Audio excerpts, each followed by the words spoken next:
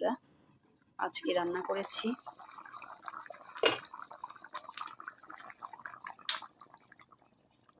মান কচু।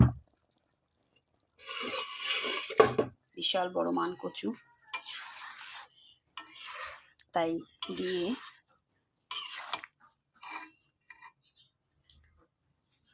ছোট ইলিশের মাথা দিয়ে রান্না করেছি।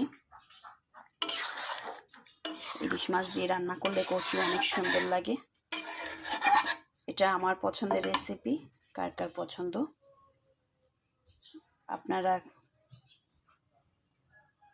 কে কি রান্না করেছেন অবশ্যই কমেন্ট করে জানাবেন।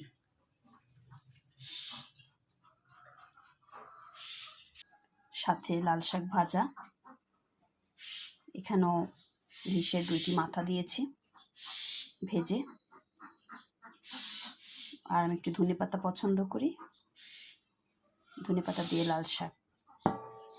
আপনারা কে কি রান্না করেছেন অবশ্যই কমেন্ট করে জানাবেন।